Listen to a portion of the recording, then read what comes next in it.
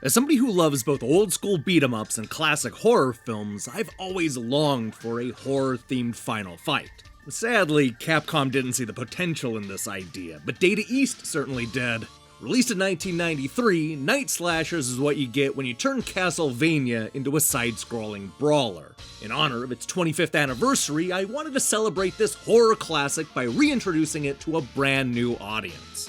Turn back now if you don't want to know what happens next, because today we're going to spoil the story and endings for Night Slashers. This is Game Over, the early years.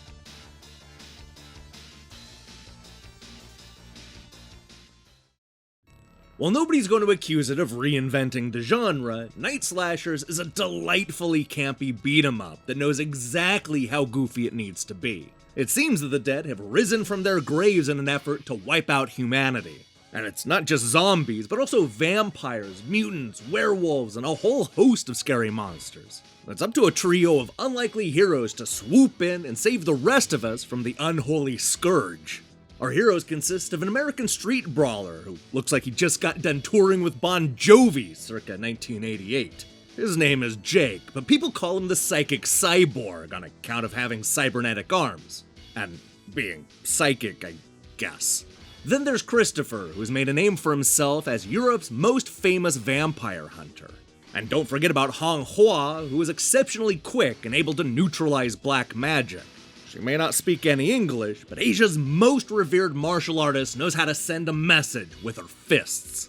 What's important to know is the human race has already been dealing with this undead plague for several months, and the future is starting to look bleaker and bleaker by the day.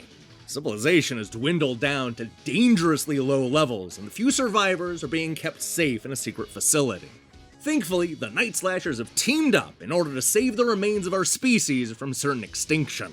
Their first mission is to destroy the zombies and mutants in a nearby hospital, which gives us one of the coolest entrances in beat-em-up history. So instead of fighting through operation rooms, we head straight to the morgue and eventually fight a crazy doctor with a pair of knives. What's even more surprising is the Doctor's secret project, a reanimated corpse with a striking resemblance to Frankenstein's monster. This is followed by the first appearance of Dracula, who invites our tasty heroes to his castle for a special surprise. They know it's a trap, but this is exactly why they brought along Europe's most famous vampire hunter. Unfortunately, there's no quick way to the castle, so it's off to fight the werewolves in a creepy forest. This leads to a fight with Ventriloquist and his brutally violent dummy, which takes us directly to a cemetery filled with the walking dead. It's also the moment the trio realizes that they're close to Dracula's castle, so it's off to the next level. So, the castle is pretty much what you would expect. The bottom floors are nothing but locked doors and cells, followed by the first of two elevator fights. It's here where we begin to see Dracula's art collection, which includes paintings that literally fly off the walls. The man himself is located on the castle's roof, which seems like an incredibly bad idea once the sun rises and turns the vampire to dust. His dying words warn the monster hunters that they'll never be able to close the portal, but they aren't listening. Hey, remember that portal Dracula was talking about? Well, it's in the very next stage and they have no problem shutting it. Never say never, I guess. Okay, so this is where things start to get strange. So in order to get back to the monster's base, they first need to take a flight to a remote island. What's strange is that we fight inside of an airplane, then on top of that airplane, and then they board a completely different airplane, where they proceed to fight a mummy. Oh, and then they take a helicopter to the next destination. For those keeping track at home, they flew in 2 airplanes and a helicopter without even once touching the ground. Impressive. Now, I'm sure that Jake, Christopher, and Hong expected a fight when they landed on Monster Island. This is a given. What they probably didn't anticipate was the Grim Reaper resurrecting all of the bosses they killed. This might slow down a regular human, but not the world's best monster hunters. We make our way to death and kick his ass in an elevator. The perfect send-off to a beat-em-up foe. This only leaves one final battle, a final fight if you will, but it's a doozy. This is Zarutz, the ruler of beasts and men since the ancient times.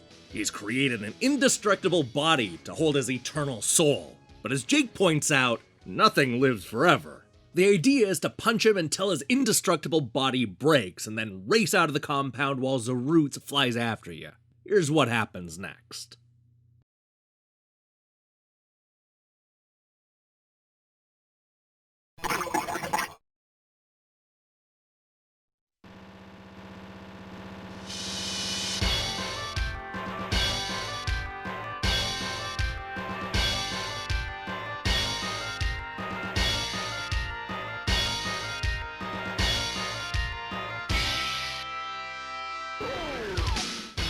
So what's cool about Night Slashers is that it actually has 3 different endings, one for each of the characters. All 3 endings start with that animation you just watched, but then they flash forward a few months and reveal what comes later while the credits roll. Here's a supercut of all 3 of those character endings.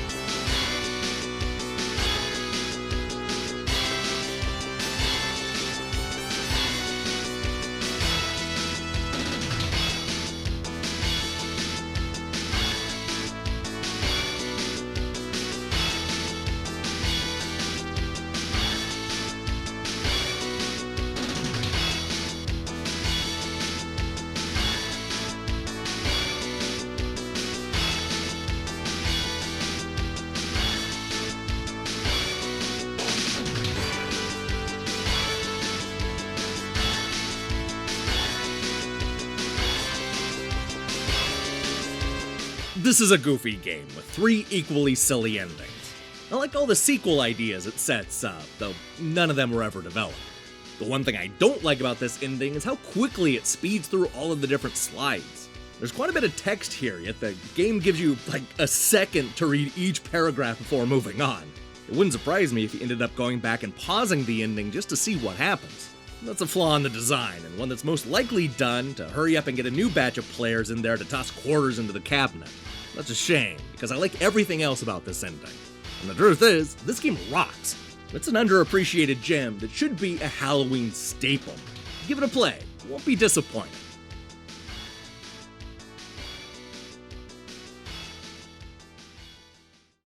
Hey, thanks for watching this episode of Game Over, The Early Years. If you liked what you saw here, then you should know that we post new episodes every Monday. Now, here's the question I have for you. What classic game franchise could be turned into a great brawler? I'm not gonna lie, I've thought about this quite a bit. I know it's too late now, but I would have loved to have seen what Kojima could have done with a Metal Gear Solid beat-em-up. Or maybe Parappa the Rapper. Oh, or Maniac Mansion. Okay, this is just getting ridiculous. Let me hear your thoughts in the comments below. In other news, my review of Call of Cthulhu is going live early Tuesday morning, along with a lengthy critique of Castlevania's 2nd season on Netflix later in the week. In the meantime, I strongly recommend you click that subscribe button and support what we're doing here. Until then.